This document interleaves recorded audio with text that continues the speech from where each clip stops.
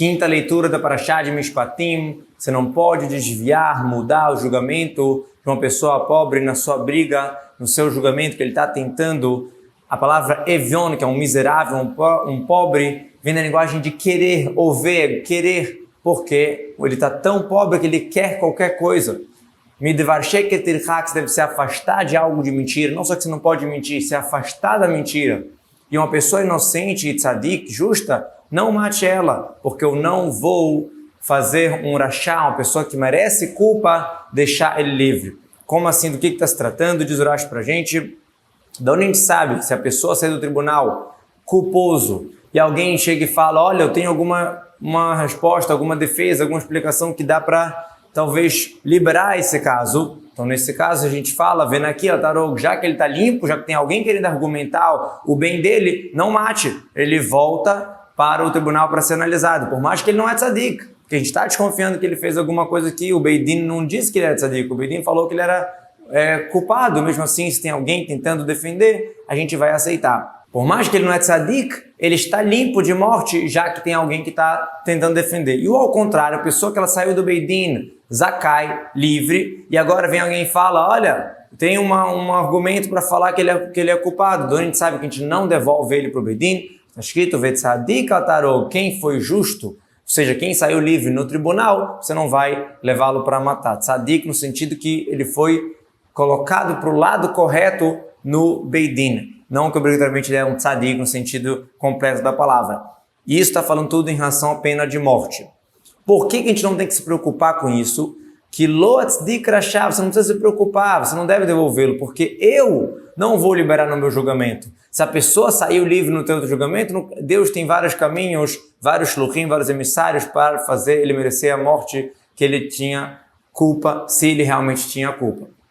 E não pode pegar suborno, que o suborno cega os sábios e entorta os ditos corretos. O que quer dizer? Por que a Torá tem que falar que não pode pegar suborno? É meio óbvio.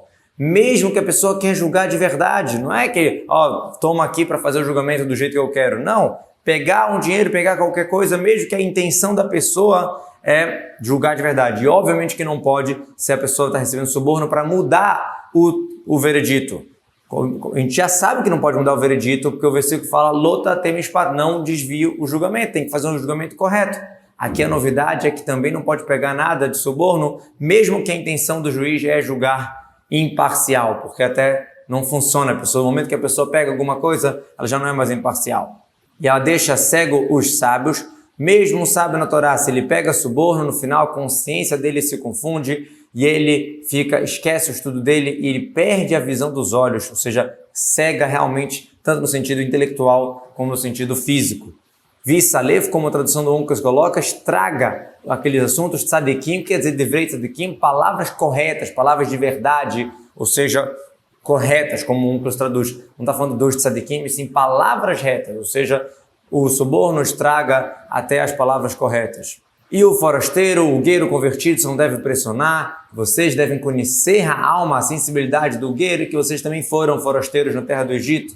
Em vários lugares a Torá fala isso, a gente estudou no Rumash há pouco tempo sobre isso, e aqui a Torá repete, porque realmente é tão difícil de a gente se cuidar, por isso a Torá tem que repetir isso várias vezes.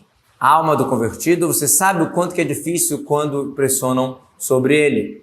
E 6 anos você vai semear a tua terra, você vai colher o seu cereal. A palavra asaftá, a linguagem de introduzir para casa, né? Trazer para os depósitos o cereal. Mas ao chegar ao 7º ano, você deve liberar a terra, não trabalhar, e os pobres do teu povo vão comer, e o resto que sobrar, o animal do campo vai comer, e assim você deve fazer para o vinhedo e para a oliveira, não só para o campo de cereal. Tishmetena, você vai escapar, você vai liberar, ou seja, de trabalho. Um tastai, você vai largar de consumir depois do momento que já acabou. O que quer dizer isso? Enquanto tem ainda para os animais comerem no campo, você pode comer daquele produto. Enquanto já não tem mais no campo, tem que acabar com tudo, não pode nem comer mais aquele dos frutos do 7º ano, do ano da Shemitah.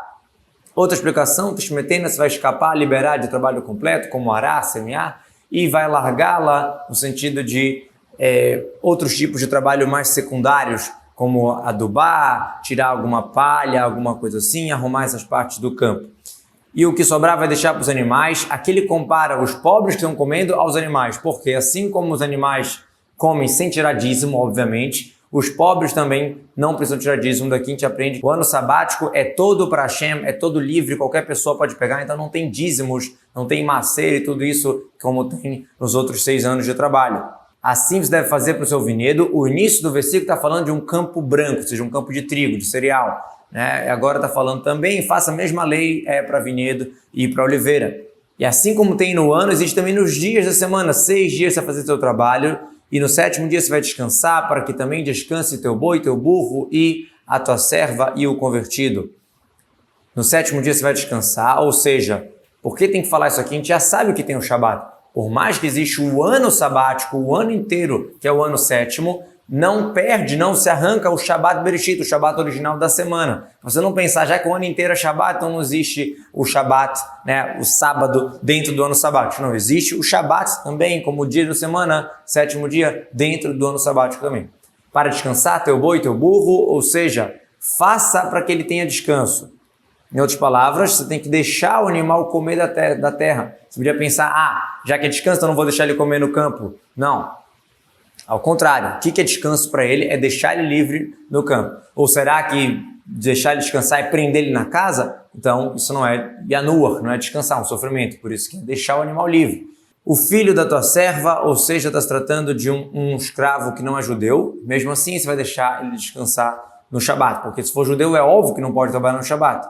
E o ger, será que está falando de um convertido? Um convertido também não pode profanar o Shabat. Está falando de um ger toshav, aquela pessoa que mora em Israel, não é judeu, respeita algumas leis, é um conceito que tem ger toshav. E em tudo que eu falei para vocês devem se cuidar, e o nome dos outros deuses de Avodah Zará não devem ser lembrados, não devem nem ser falados pela tua boca. O que quer dizer em tudo que eu falei? Aqui a Torá está falando para cada mitzvah ser uma advertência. Ao mesmo tempo que a Torá ela manda fazer as mitzvot, ela fala, se cuide de cumprir todas as mitzvot. Tem uma advertência da gente se cuidar para não deixar de fazer nenhuma mitzvah. O que quer dizer não lembrar os nomes de Avodah Zará? A gente não pode usar como sinal, como referência. Olha, me espera ali do lado da idolatria tal, do lado da casa de idolatria tal. Ou fica ali no tal dia do feriado de tal Avodah Zará. Não pode ser usado. Outra explicação, o que quer dizer se guardar em todos os que eu falei, e nomes de outros deuses não deve lembrar? Ela está comparando tudo que eu falei, todas as mitzvot, com a Avodah Zará, para te ensinar que a Avodah Zará vale o mesmo valor de todas as mitzvot. Quem se cuida nisso está guardando como se estivesse guardando todas as mitzvot. Espiritualmente falando, quando a gente se cuida de Avodah Zará, a gente está entendendo que Hashem manda no mundo, que não existe outra força. Então, obviamente, a gente vai querer cumprir todas as mitzvot. E também não pode nem ser escutado do goi falando por tua conta. Por exemplo, você vai fazer um negócio com o goi, ele vai jurar para você na Avodah Zará, então você está causando que ele está citando a idolatria e revenerando a idolatria. Também não pode ser feito isso. Shalosh Regalim, 3 festas você vai festejar para mim no ano. A palavra Regalim quer dizer vezes, como no Bilam, que ele bateu na mula 3 vezes. Também tem o sentido de regra de pé, que era a peregrinação do povo para o Beit HaMikdash, que era Pesach, Shavuot e Sukkot. A festa das matzot você vai guardar 7 dias, você vai comer matzot como eu te ordenei, no prazo do mês da primavera, que nele você saiu do Egito, vocês não vão ver minha face vazia, ou seja, quando vão vir ver minha face no Beit HaMikdash, não pode vir de mãos vazias, tem que vir levando um sacrifício. Por que a primavera é chamada do mês de Aviv? Porque o cereal já está se enchendo na sua espiga, Ibea, por isso que é a linguagem Aviv. E aí tem a ver com o pai, com o primogênito, ou seja, já está começando a amadurecer as frutas do cereal. Não podem me ver de mãos vazias, ou seja, quando vocês vão vir nos regalim, tragam korbanot, olot, para ser sacrificados somente para Deus. Esse é o primeiro, Pêssaro. O segundo, Hag HaKatzir, a festa da colheita, que é o Bikurim, aquelas primícias da tua plantação, você vai levar para o Beit HaMikdash, você vai plantar no campo. E a terceira é o Sukkot, Hag HaAsif, quando você já coloca para dentro dos celeiros, depois de deixar secando o verão todo em Israel. No finalzinho do ano, Betzet Hashanah, na saída do ano, quando você já junta todo aquilo que você trabalhou e deixou secando no campo, você já introduz para a sua casa. Hag HaKatzir Shavuot, como a gente falou, que é o momento de trazer os Bikurim. Os 2 pães que eram sacrificados em Shavuot eram para liberar a nova colheita para os sacrifícios e trazer os Bikurim, aquelas primeiras frutas das 7 espécies da terra de Israel, como está explicado em outro lugar sobre o Shavuot, que é o Bikurim. E Hag HaAsif é Sukkot, quando você já passou o verão todo que fica secando o campo, e é lá Osfim, a gente junta e introduz para dentro da casa, por causa que vai começar a época da chuva. 3 vezes no ano aparecerão todo macho perante o Senhor, Hashem perante Hashem.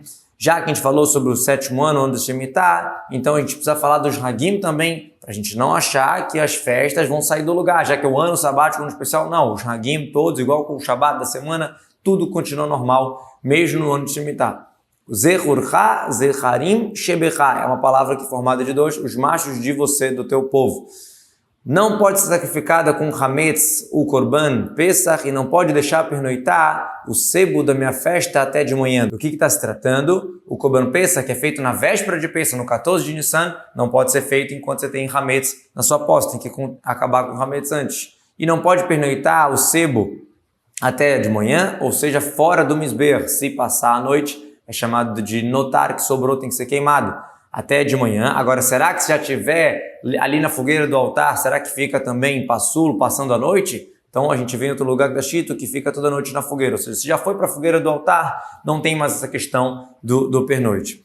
A palavra Yalin, liná, é sempre a aurora. Passou a aurora, o amanhecer, já é chamado que sobrou. Como está escrito, ad boker. Mas, durante a noite inteira, ele pode tirá-lo do chão, levar para o altar.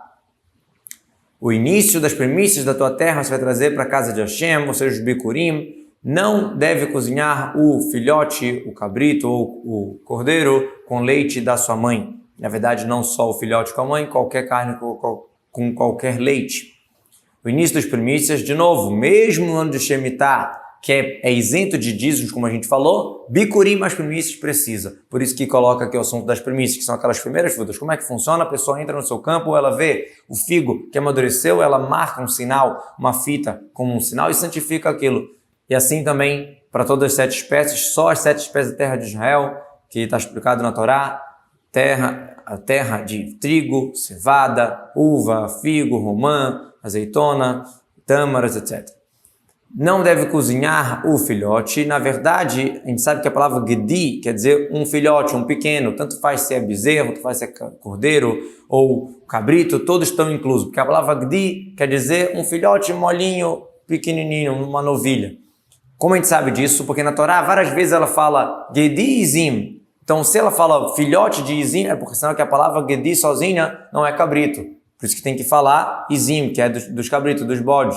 E assim em vários lugares, para te ensinar que toda vez que está falando de stam, sem especificar, pode ser qualquer filhote de qualquer tipo de animal. E a Torá escreve 3 vezes a proibição de carne com leite, 1 para te proibir comer carne com leite, 8 para te proibir a próprio uso, ter proveito, vender, comercializar ou ter qualquer proveito da mistura de carne com leite, e 1/3 vez para te falar que não pode nem cozinhar, mesmo que não for usar para outra pessoa. São 3 proibições: comer carne com leite, ter proveito e cozinhar também é proibido. E não é só do filhote, a Torá usou esse exemplo, mas mesmo se for um leite de qualquer animal com a carne de qualquer animal,